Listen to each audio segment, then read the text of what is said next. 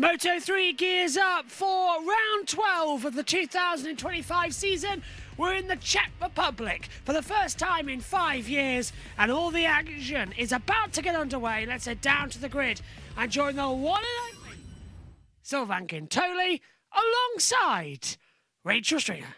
So they're trying to cut out this slowing in Moto3 and a penalty. So now the Dynavolt Liquid Moly team, they bookend the grid in pole and at the very back with David Munoz. But look for him coming through. He's been racing really well of late. We've been singing his praises that he's matured. He's fixed all those errors. He rode so well last weekend in Germany. So yeah, he'll work his way through the pack. He might make a few enemies along the way.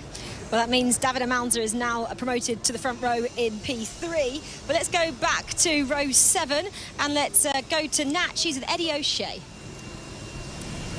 Eddie, some last-minute alterations to the bike there, but you've said the last few rounds you felt a little bit better. Talk us through this weekend here in Brno. Yeah, absolutely. Every race we've been getting faster and faster. We made a mistake yesterday in Q1 with the strategy. When the boys were out in the fastest laps, we were in the pits changing for some fresh rubber. So yeah, just one of them Moto3 qualifying things that happen, you know. But we have the pace to be further up. My lap time in Q1 would have put us P16 in Q2. So you know, it's one of them that's hit or miss really. But yeah, I'm looking forward to getting stuck in the race. Enjoy it. Thank you very much. Yeah, Michael, unlucky for Eddie not to get to Q2 yesterday. He said he felt he had the pace. Did you think he had as well? Yeah, he does. He has good pace this weekend. He's been unfortunate over the last 3 rounds, really, because he's got good pace. He should be in the grip, and he's learning a lot. He's definitely made a good step up recent races. So I think with a good start, hang into the grip. Everyone looks like they're going to go with a hard tyre today, so Eddie just needs to hang in there, use the draft, and see if he can make it all the way to the flag today. How much confidence did he get from last weekend when he qualified? Was it on the 3rd row of the grid, like his best qualifying position? Yeah, and it actually set a lap time that should have put him 5th, so he was buoyed by that. He enjoys Sachsenring, but then a change of engine created a vibration for the race day, and then he ended up crashing out. They run that same engine on Friday, it was still vibrating, so we took it out of the bike, and now he's back, vibration's gone, and he's fast. So I think the confidence is certainly building, and he's had a little bit of misfortune, but he knows what he can do now, which is good. Yeah, exactly. Well, let's speak about our second Brit on the grid, Scott Ogden. He's in 11th, and first up, let's hear his thoughts from Nat. Well, Scott, you have been here, but it was quite a while ago, and obviously a very different surface then. What are your thoughts on how it's changed and how you felt this weekend? Yeah, it's not bad. It's really smooth. The lap times are fast. It's been a difficult weekend with the feeling, but we're making the most of it. I think yesterday I should have started 7th maybe, which is not bad because we are really struggling, but we made a change for today. Hopefully we can pick up a few places at the start. I know Rueda is going to try push. It's the first race in 4 or 5 races where he's got the speed to try pull away. So we just have to be there. If I can fight through a little bit and try get 6, 7 at the start, and then yeah, let's see. We got to do the best we can. We've got to test on Tuesday to try and make another step. But yeah, today is sort of just learning, see what the bike does, and hopefully we can get a good result. Thanks, Scott. Thank you. Does it mean he's got an edge, the fact that he was here in 2019 in the British Talent Cup? Can he use that, or was that just so many years ago, Sylvain? I don't think he can use that. I think that yeah, with the new layout, you know, there's a I know that was a long time ago.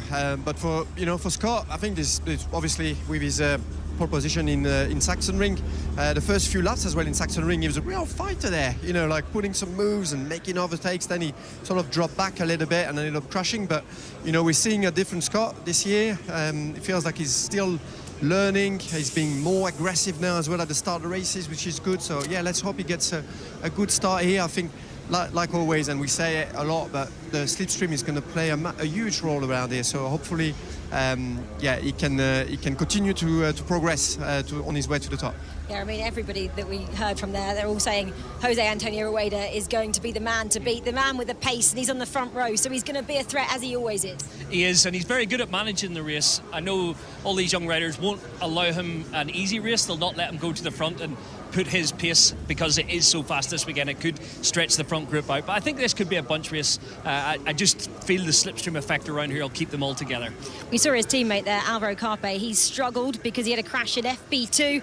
That's why he finds himself down in 13th. So if he can get a good start again, maybe he can move his way through to the front of the pack there. But as always, this is going to be fast and furious. 16 laps for Moto3 here. Guido Pini on pole position for the first time. What's going to happen? Well, let's hand over to your commentators for this one. Gavin Neal. Thanks very much, Rachel. Yeah, it was chaos, wasn't it, in qualifying for Moto3 yesterday, but Guido Pini kept his cool to take his first ever pole position here in the Czech Republic. He's going to lead the charge. It's 16 laps. Championship leader, Jose Antonio Rueda, alongside him. It's Moto3 time in the Czech Republic.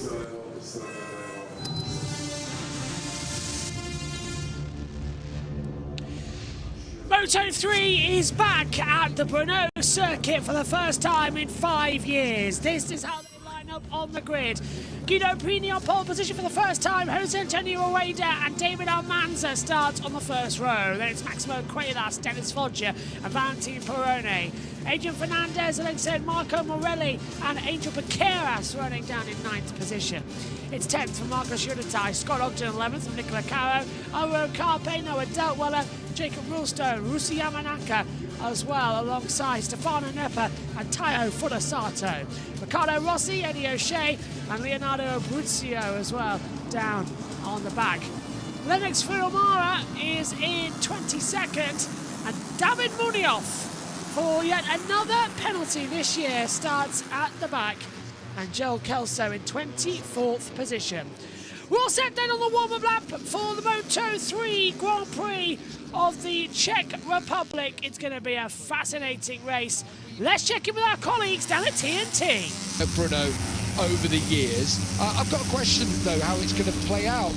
We're going to get a group battle because Scott Ogden felt Jose Antonio Rueda had pace. David Munoz coming through.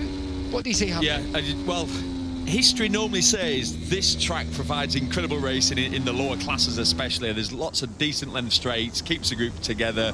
It's normally a big battle. There's loads of overtaking opportunities. So, but the reality is that it looks like Rueda has got incredible pace, and he will.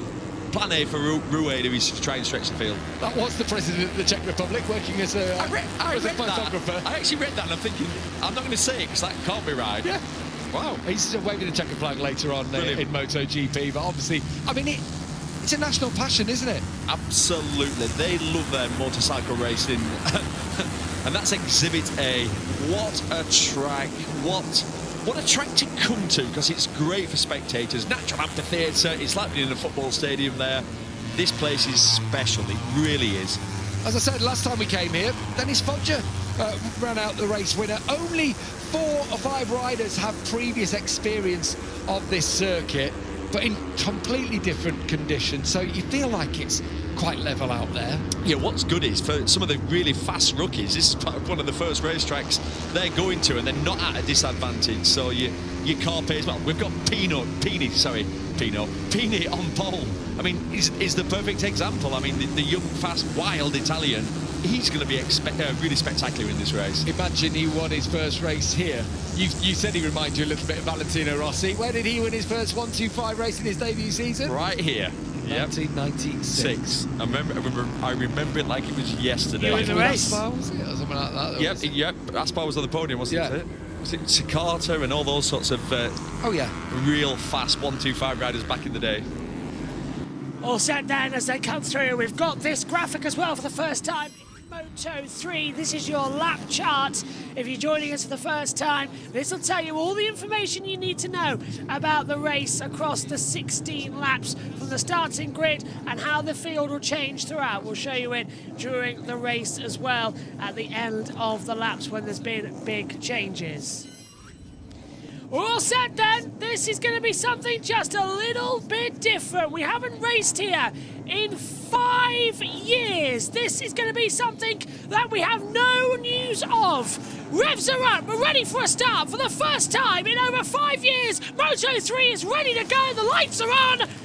And lights out. We're underway. Great start from David Almanza as well, but even better comes coming across from Jose Antonio Rueda from the middle of the first row. He leads on the way down towards turn 1. Guido Pini down to second position. Amanza and Quaylas going back into 1. Quaylas backs out of it. Amanza stays there 4 in third position. Great start from Peroni as well. He's up to 5th position. Baqueras up 2 places. So is Uetai as they come now for the first time. Baqueras up into 3rd and Rueda leading the race. Quaylas though to the inside line of Pini as well, and Foggia pulls the inside line. 4 wide into turn 3 and Quaylas takes second position. Round the outside, Pini's going to have to drop into 3rd position as well. So, Alvaro Carpe as well has moved up 3 places. Nicola Caro up 5 on the start. Brilliant getaway from everybody. That's what we're talking about here for Moto3 as they head down for the first time in towards turn 5. Late on the brakes, flick the bike in to a right-hander downhill. Then it doubles up as well at the exit. Don't go too far into the green. But a good start. So, Rueda leads, Quaylas 2nd, Pini 3rd, Foggia 4th, Amanza 5th, Baqueras up into 6th position as they come through for the first time into 9 and 10 chicane, and 10 hairpin coming up as well. That's what's really going to be the treacherous point. Now, David Munoz has made a storming start. He may be having penalties quicker as well, but he's up already into 14th position. And now he's making up a further 2 places on the inside line down to turn 10. Munoz up into 12th. Now runs 11 places higher than when he started on the, well, just 2 sectors ago. That's a stunning start. Penalties galore. No jump starts, say race control. That's already the best news we could have received as they come across the line for the first time then to start the second lap.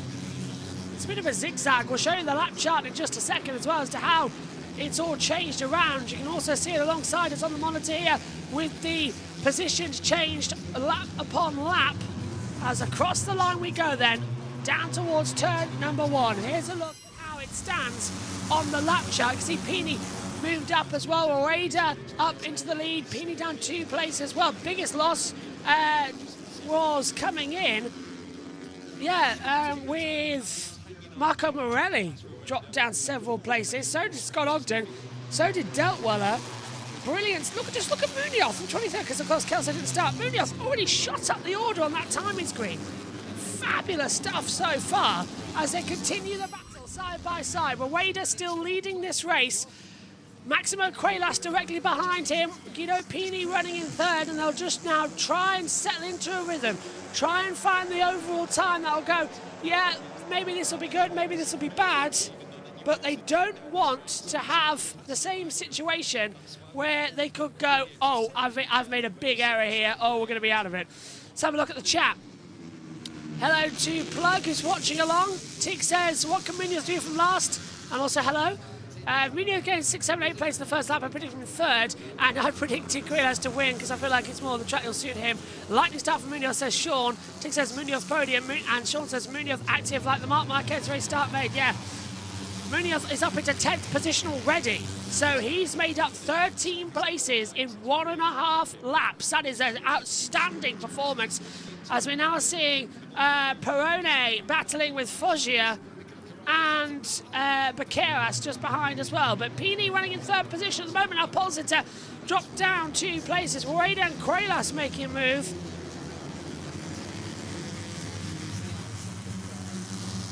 Interesting as well to come through. Adrian Fernandez gets ahead of Munoz, so Fernandez briefly had the Ulterior at the line, but didn't make anything from it. Good start from everybody so far. Then let's head down to TNT. Let's say be too aggressive for too many laps. Out to the final corner, turn 14, Rueda still leads, Keyless in 2nd. The times have just improved as the weekend has gone on, and Yamanaka further down the order. He's just set the fastest lap of the race, a 2:05.9. Compare that to the existing race lap record from 2014. A young man by the name of Romano Fenati set a 2:08.0. So, yeah, you can imagine now, what is that, 2.1 seconds quicker? Yeah. Yeah, not much has changed. The tyres have changed. Obviously, they've gone from Dunlops to Pirellis, but the majority of that time is the surface. The new surface is incredible. Well, that's why it existed from 2014 anyway. The all-time lap record was from Rins in 2013. Yeah. Because the track just deteriorated, and that's why we haven't been coming back here. Yeah, it got sort of polished. It was slippy. It was inconsistent grip. and it was incredibly bumpy in the past. Not anymore, thankfully. Yeah, they have done an amazing job, and the riders, MotoGP riders, saying in the Safety Commission on Friday, this is a blueprint now. If anyone wants to resurface, and there are requests, Mugello, Barcelona in particular is one that's a big request from the riders. In fact, there was talk, you know, we can't really race here if we continue like this at Barcelona, but if they're going to do it, speak to these guys. Yeah, like I say, it's a blueprint, isn't it? Well, quite interestingly, you'd have to say it's been a relatively sedate start, but I think that's down to Rueda's just pace. He's stretching them so everyone's staying line astern, really. You can't afford to make a big silly lunge at this point, because then that's when the break will happen. That's when all of a sudden it'll go from a group of 3 or 4, sorry, a group of, how many is it now? Let's say there's about 12 in the main group. If you do a silly move now, that can soon get broken up. All clinging onto the coattails of the rise in front. No one making any rash, silly moves. Dennis Fodger's made a little bit of progress, though, steadily through, hasn't he? Up into 3rd place. It's good to see Fodger again. We saw him on the podium, of course, when we were back in Mugello.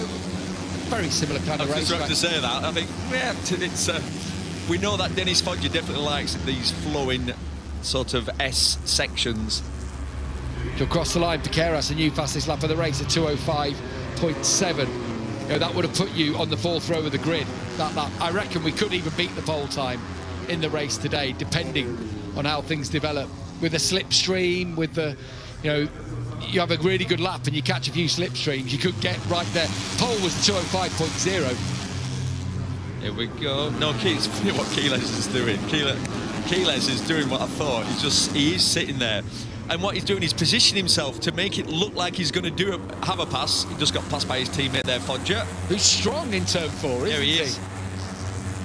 Yeah, it's funny, Keyless like making it look like he was going to do a pass, but he didn't. But how funny then, as soon as he's passed by his teammate, he's like, no, I know where I want to sit. We've seen this with Keyless.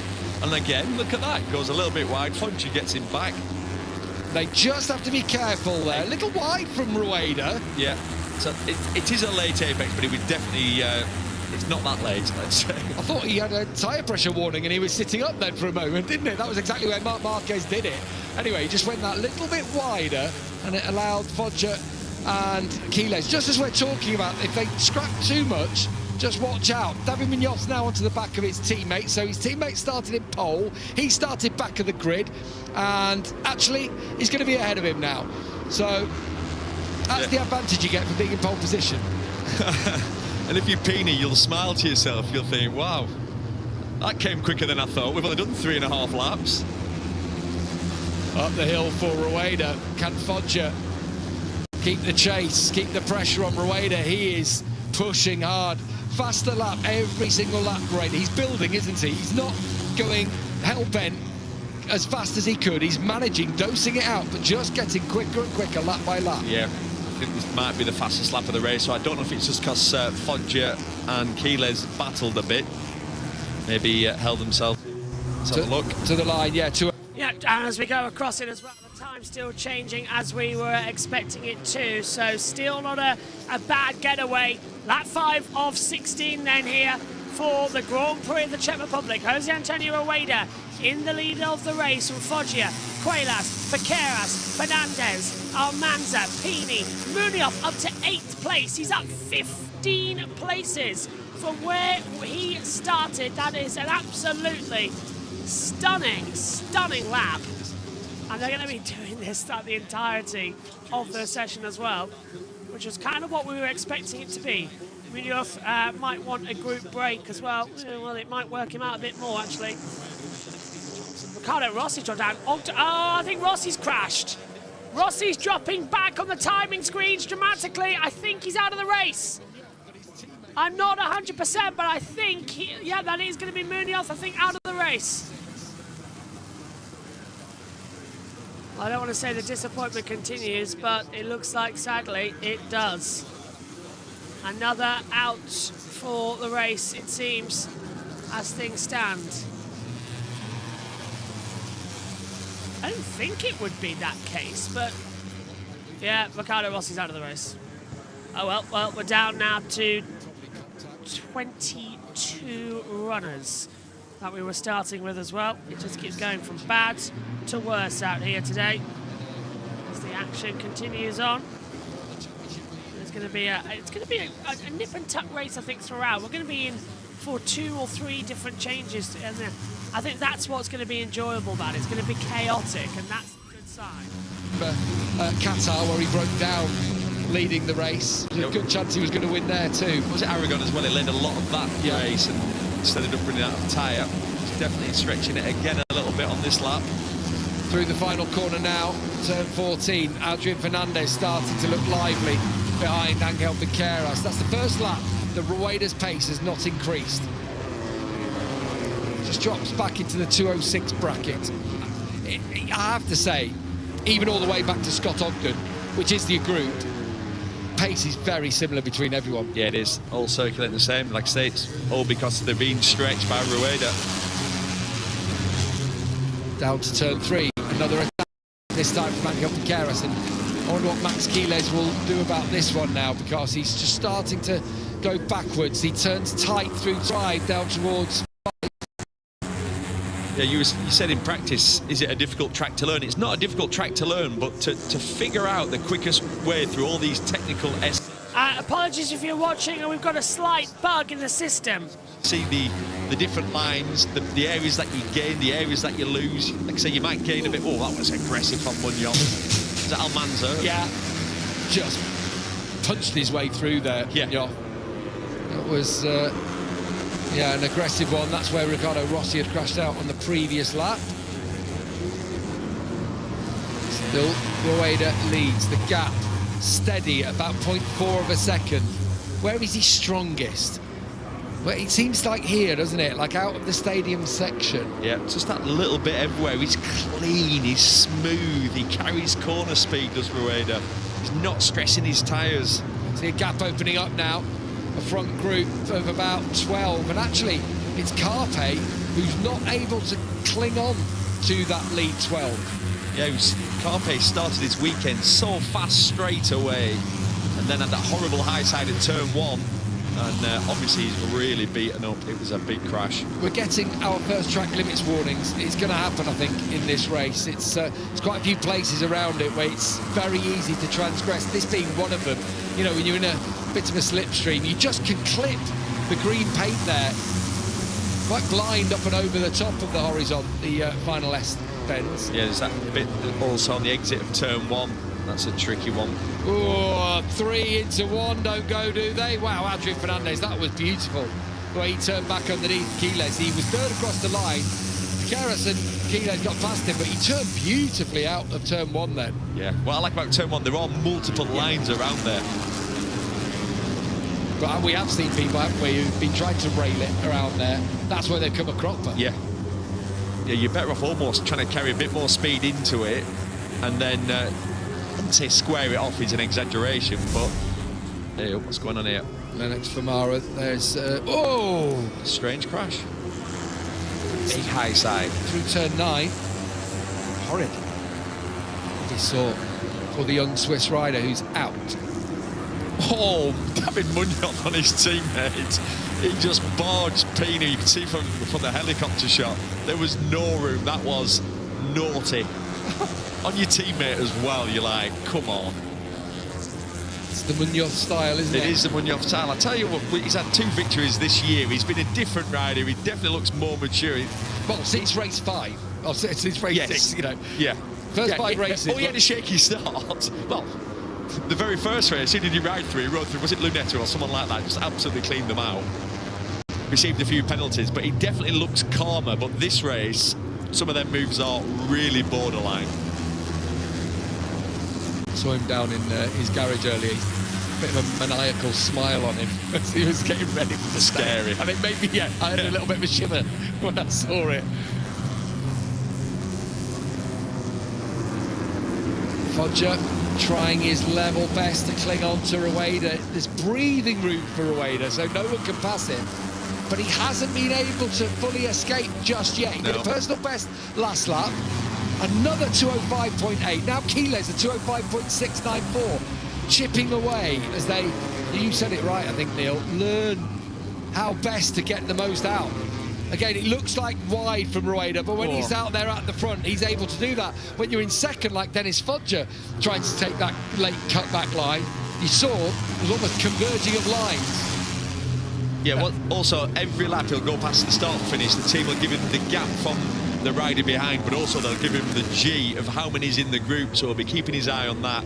It stayed consistent at about 0.3 of a second, which at that point you're not comfortable, but the beauty of having 0.3 gap, you can use those sweeping lines. When it's +0, you know you're going to leave the door open and someone's going to attack you. So I think at this point, well, thinking that Quiles was about to barge his way through, but hangs on to third through the stadium once more, through turns 8 and 9. I feel like this is a pot of water just simmering at the moment.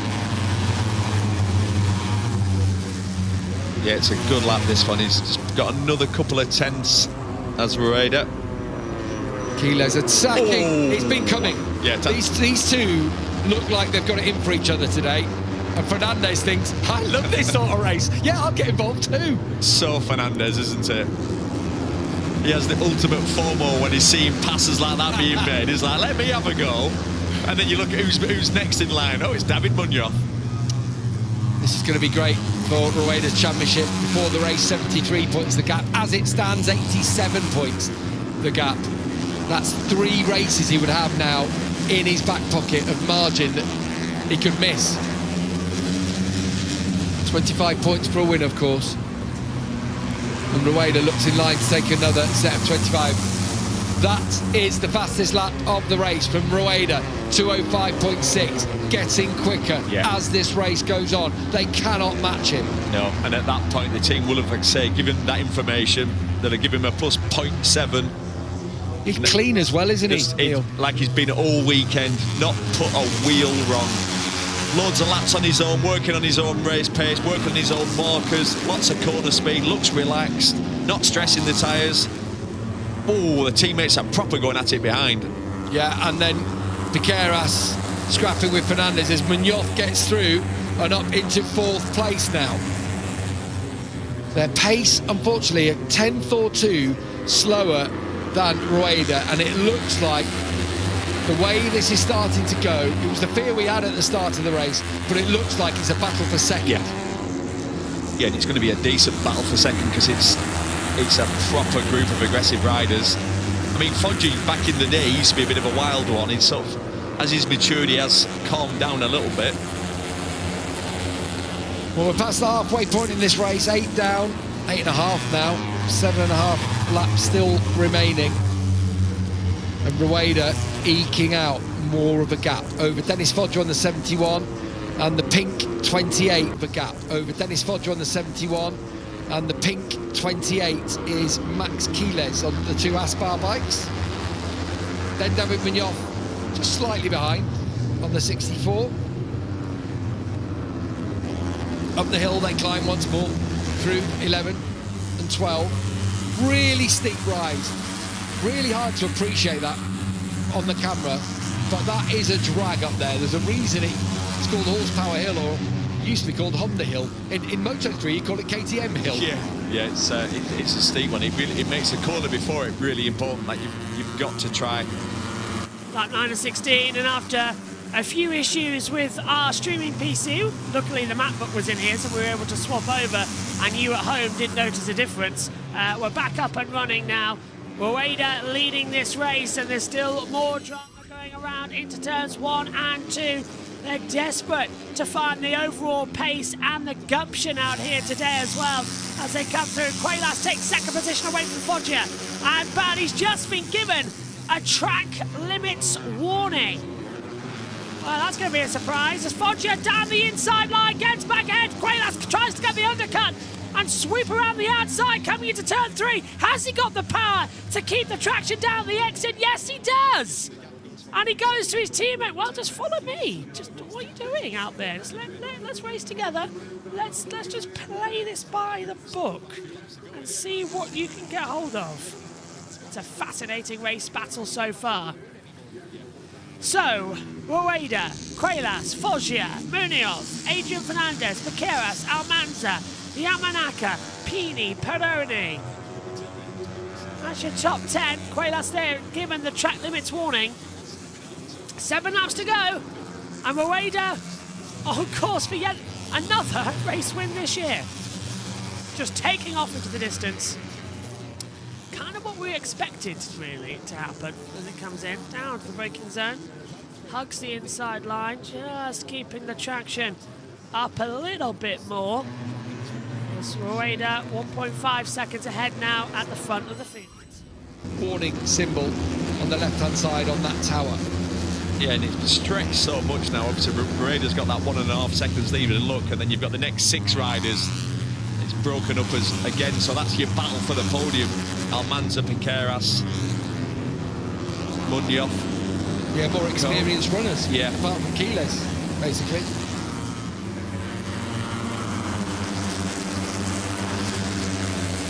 Tell you what, tyres are lasting up to this point, aren't they? I mean, still some very fast laps going in. Another 2:05 from Jose Antonio Rueda. He's got his gap, he's got his comfort blanket now, 1.3 seconds. He's still churning out laps faster than those behind him. But that's going to be enough if he just stays at this pace now to manage the gap. Even if there is a tyre drop. Gate, Foggia. Yeah, watch this.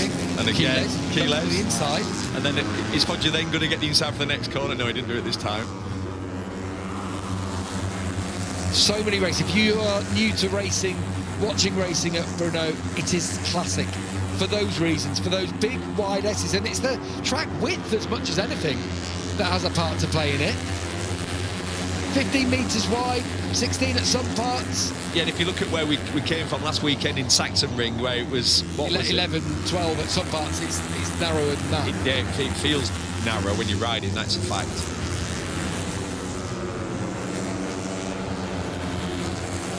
Sachsenring's the sort of track you can't imagine a car race on. No. It's just like, it might as well be a street race. But It might be Monaco or But something. it also feels like when you ride around just on a road bike, you can't even imagine a MotoGP race there. That's how tight and twisty it is, where this is, like I said, the polar opposite. You ride around this track and you've just got a big grin on your face. Elevation changes, Massive. undulations. Yeah. Like, you can't believe now you're at the lowest point and then you start climbing up to this steep S. And you look back at the history of this circuit, and all the greats have won here, haven't they? It's one of those. Yeah, Agostini won here loads back in the day, didn't he? Remember Mick Doohan winning a lot, obviously Valentino Rossi. Max Biaggi was good. successful. Yeah, one of the most successful riders around here. Lorenzo was good here, Casey Stoner, Sylvain Gintoli, all the greats have had fantastic results around this circuit. Not that Sylvain would like to talk about it. No, he just left. What did he leave on our desk this morning?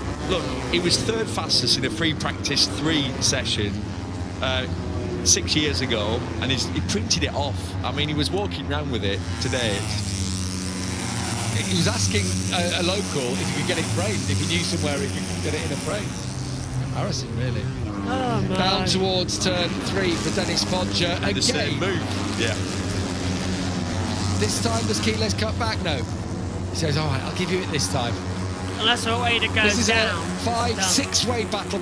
Almanza just labouring to hang on, but it's a 5-way battle for the remaining 2 trophies in this race. 4.5 to go. Which is a statement performance, isn't it, from Rueda? Come to a track that he doesn't know,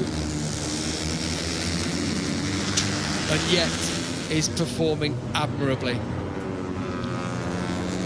Yeah, and it was only Aragon, really, where his tyre completely dropped off in recent rounds and he finished 8th. I mean, you look back at his season, it's been incredible. And even in Germany, where it didn't look like he was totally in control, it was still another podium finish.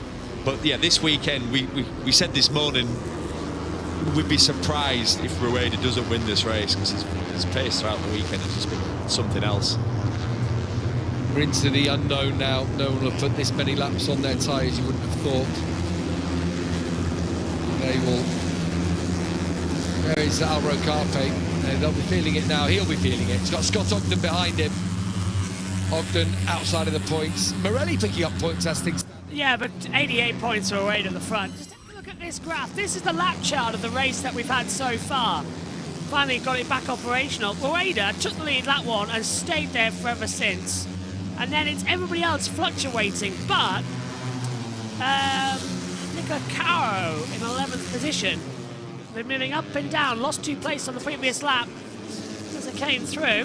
Pini's just been given a track limits warning, as you see it flash up on the bottom of the monitor. But this is the thing, it's just sort of all running together because we've got Prix, Foggia, Fernandez, Munoz in 5th place. He could be on for a podium here as he's got the battle behind from David Almanza. Oh, and that's tight on the inside line as Vaqueras gets himself involved in the drama now as well. Munoz been pushed back. Well, this is just fantastic racing. Rueda at 2:05.454. There's on the inside line. We were waiting for the move to go through from Vaqueras. Gets back ahead of Adrian Fernandez. So that's up now to 4th place. He's right behind Foggia. Round the long loop at 7. Kincaid 8 through 9. The 8 and 9 chicane area. The 10-10 hairpin coming up. Vaqueras now right in the back of Dennis Foggia as he comes down over the line. Munoz in 6th place, also waiting on. Maximo Crelas just cutting the inside line. Late on the brakes. Fernandez going to try and go around the outside line. Try and get the undercut. Foggia's defending well. Vaqueras has that run though to the inside line. Still can't get through. But Fernandez might be under pressure here as well from Vaqueras. He goes on the inside line. Air temperature 25 degrees. So it is changing up ever so slightly. Vance Peroni gets ahead of Guido Pini. Pini's back ahead now of Peroni. 4 to go. And it's just starting to bubble up what we could witness here in the Czech Grand Prix. If he makes a mistake, he's going to win it. Another 2:05.6 from him, whereas Quiles, Foggia, Fernandez 2:06.2. Munoz 2:06.5. As Foggia comes back in front, his teammate turns underneath him now. Foggia's going to have the attack mode now. Inch perfect through turn 2. Just under 3 laps remaining in this race. Who is going to join Jose Antonio on the box today? Hey, and there's not a better feeling when you've got such a lead. 3 seconds with 3 laps to go. At that point, you're just like, just stay relaxed, enjoy these laps, don't do anything silly. Meanwhile, behind, it's the exact opposite. Your adrenaline's pumping when you're in one of these battles. I'm going to give credit, just while we're watching this battle rage on, to Eddie O'Shea. He's closed down a 2.5 second gap to Stefano Nepper, Noah Detmiller, and he's passed them both. So he's in 18th place in this race, just a spot behind Scott Hoffman. That's ready. Made some progress in this race. I think cut adrift early on. Yeah, absolutely. Got a bad start, didn't he? It'll have been a long race for him, but his pace now is not that far off what these guys are doing. Munoz made it all the way from the back of the grid up to 5th place. You've got to feel, if Germany's anything to go by, there will be some kind of lunge coming. Yeah. It's in the post, isn't it? Yeah. Yeah, Munoz not start from the back of the grid to not finish on the podium. I've got a question then. On where? That. No. Is it a tough enough sanction? No. You felt it was a harsh sanction I anyway. thought it was quite a harsh one because he did roll off on a straight, but he was off the line and there was quite a few riders behind him. I think he was this time. I think he deserved a penalty, absolutely. But it wasn't a silly one. He didn't like grab the brake or do anything really stupid. But we've already seen Rueda win from the back of the grid here this year. Munoz up there. Is that a tough enough penalty? That's a fair point, yeah. Yeah, you've got to start questioning maybe right through. Yeah, I'm going to say right through your race is over. Pit lane start, your race is over. Long lap. It's there for a reason. I guess a double long lap penalty. Is that worse than starting off the back of the grid? The problem is because David Munoz is so good at overtaking. Starting at the back of the grid, it is not a massive penalty, is it? The fact that he was, what was it, at the end of the first lap? 12th. Yeah. He passed half the field. Here we go then, this is starting to get a bit tasty now. Adrian Fernandez has got the scent in his nostrils. Angel Viqueiras, we know this is the part of the race where he often excels. No one's going to match Rueda today, but who's going to be tasting the champagne alongside him on the podium here in the Czech Republic? Yeah, that's always the question, isn't it, as to who's going to be where and when on the last couple of laps here. Let's move up to the battle screen. Exactly the same information, it's just you've had my camera in. 2 to go then here. Well, technically 1.5 as we approach turn 8 and 9. Maximo Quayla still in second place. Foggia running in third. Viqueiras trying to look on the inside line as Foggia desperately wants second position. He just can't find the traction as things stand.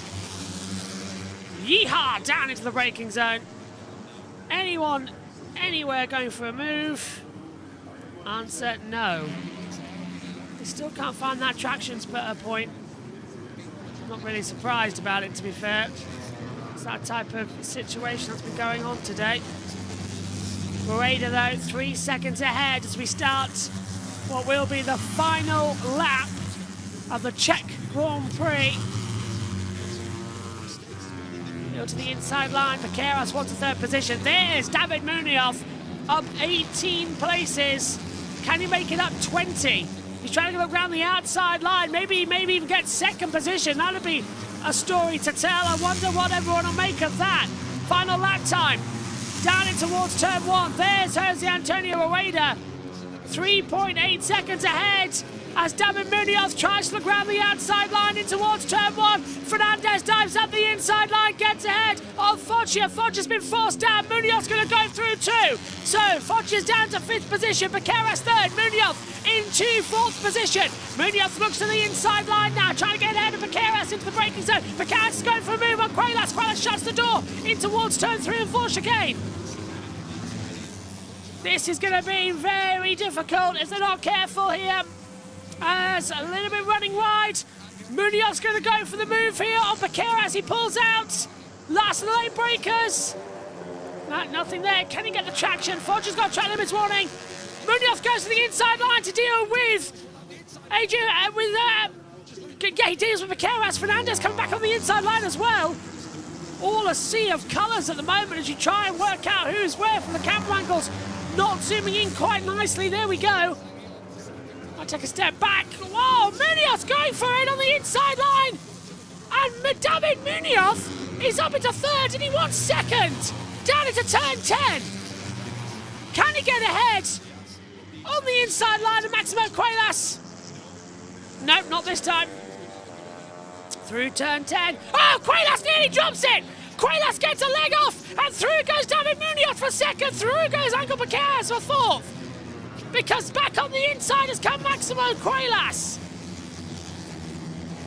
Foggia's nearly touching now side by side. This is going to be a very tight fight to the line. Quaylas wants 2nd. Munoz just wants a podium from the back of the grid. Into the last corner of the race. Jose Antonio Rueda will win the Moto3 Grand Prix of Czechia. But who is going to be in 2nd position? Rueda wins again. Where was out the competition? It's a side-by-side of the line. And 24 thousandths separates Maximo Quaylas in 2nd and David Munoz in 3rd. Munoz up 20 places from where he started. Now that is a fight back and a half.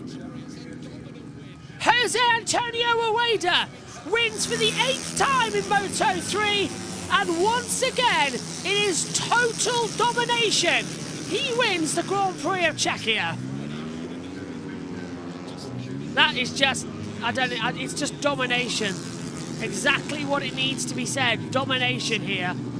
We'll stay with it for the podium interviews and the podium itself, but fabulous running here. The Moto3 race won by Jose Antonio Rueda, and it was done by 3.4 seconds and time to boast at the line.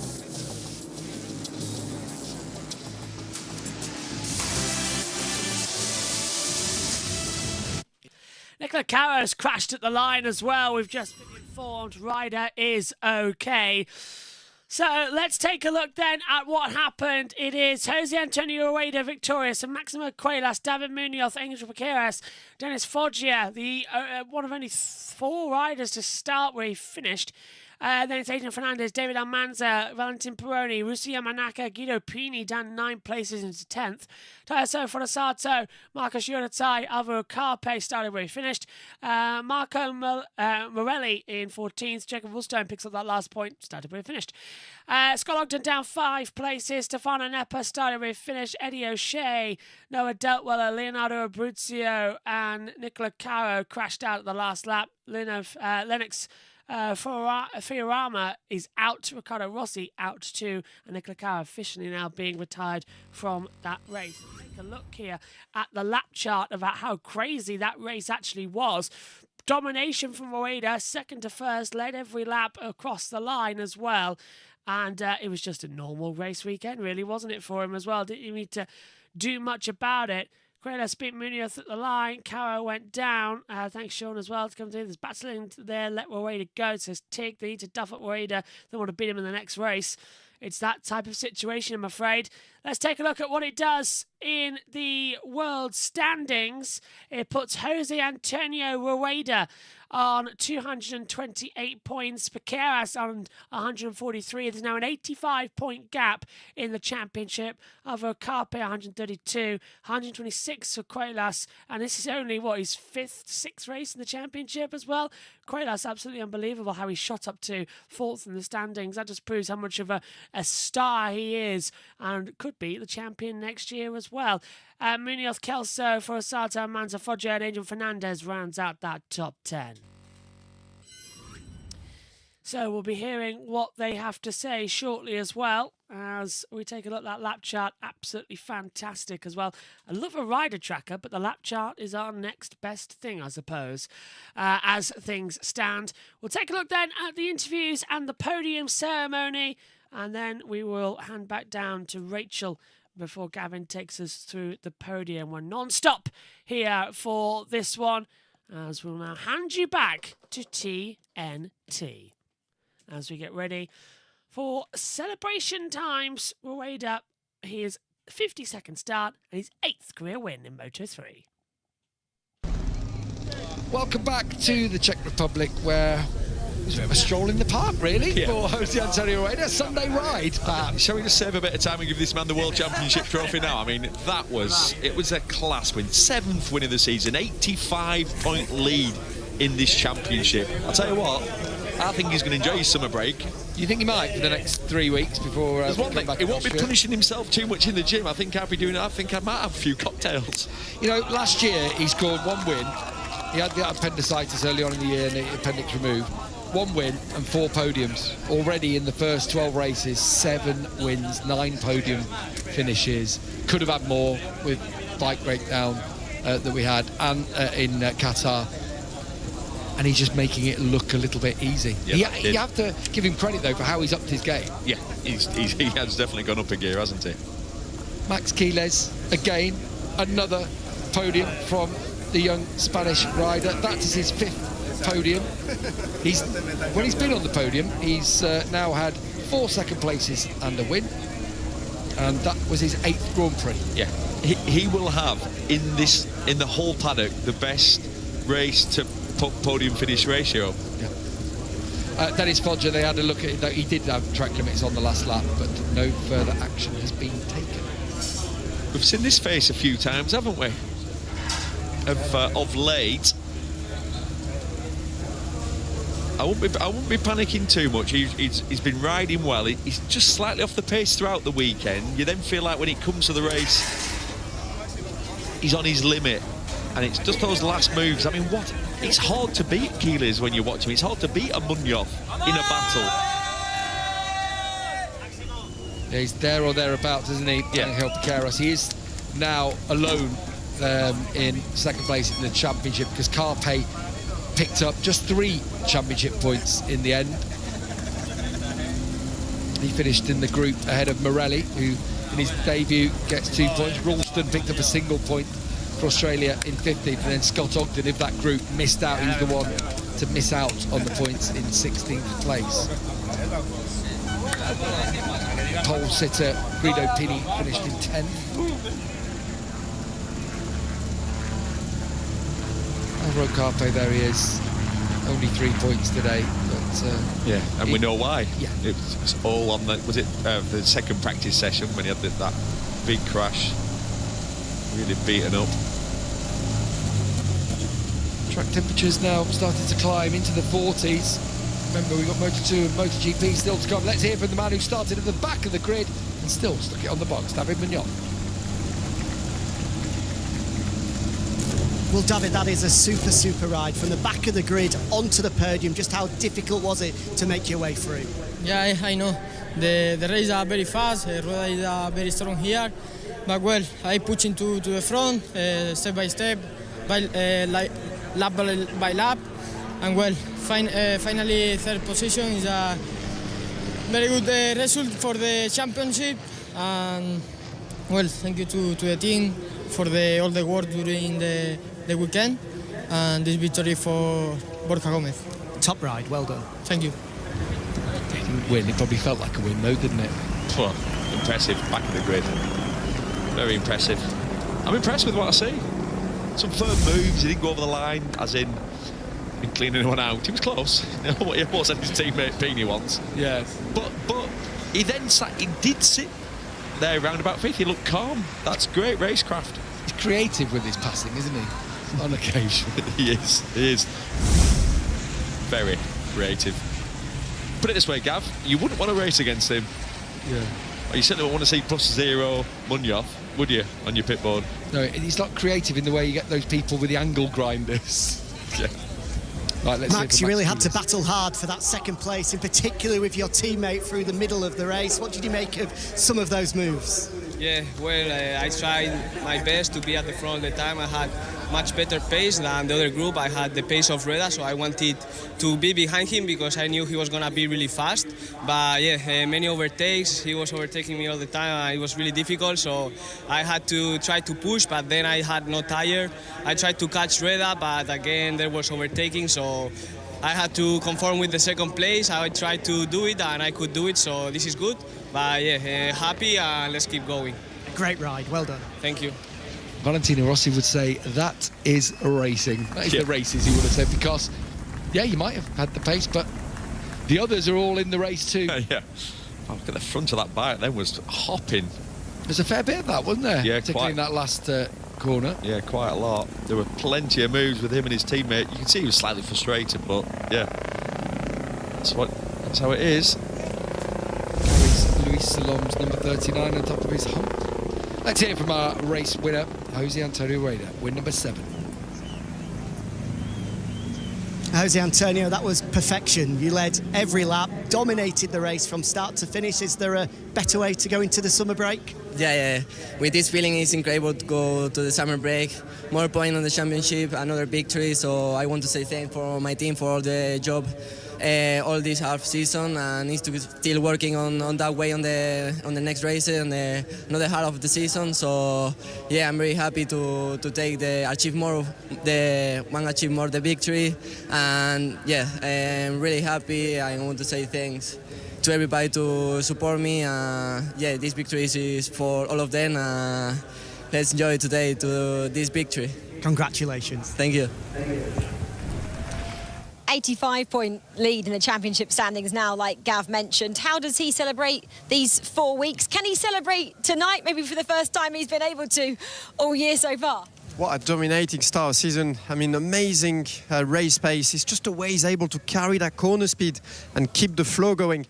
On a track like here in Brno, to make that kind of difference, it is so hard. To go away from the pack, you have to have so much more pace because the slipstream plays such a great part, in Moto3. So, yeah, Rueda, again, inch perfect this weekend. He was able to just get quicker and quicker where we thought tyre degradation may come into play, Michael.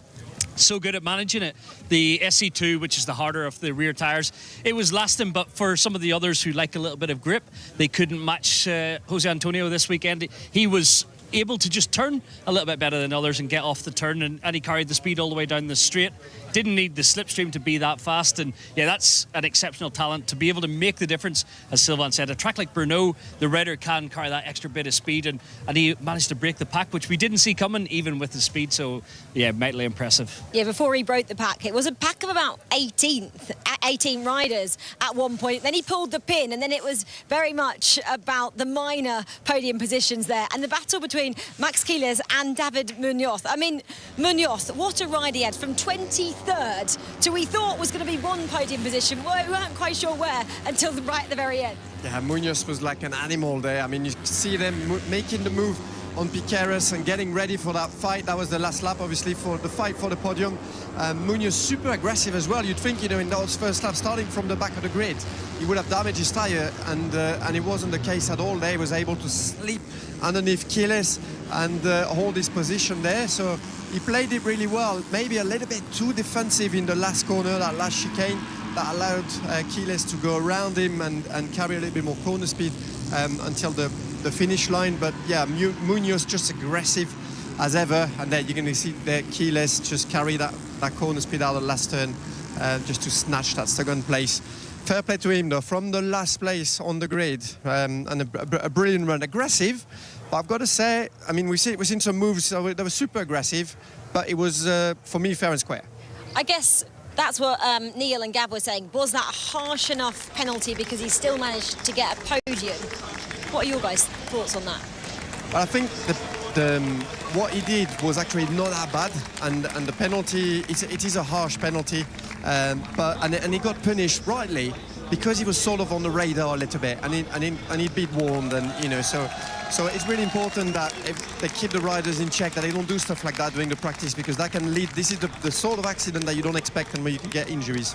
Okay, well, you can see the podium here for Moto3. So without further ado, let's go down to Gav to talk you through it. Yeah, they're all heading up onto the podium. It's actually on the ground floor. It's actually just down by the end of the pit building. They have this podium. So when they do spray the champagne, right in front of their team and crews. Ripple KTM IO team celebrate with another trophy. They are now 149 points clear in the Teams Championship of their nearest rivals. Similarly, in the Constructors Championship, KTM 151 clear of Honda. David Munoz points to the sky in memory of Borja Gomez. That's his 5th podium of the season, including 2 victories. Max Quiles, similarly, 5th podium of the year in just his 8th race. It's remarkable, isn't it? The start he's had to his Grand Prix career, and felt he had more to challenge Rueda. Unfortunately, he was untouchable today. Rueda wins for the 7th time in 2025. We have a lovely summer break now before the next Grand Prix in Austria. A home race, of course, for KTM to savour this one. An all-Spanish podium, so let's hear the Royal March.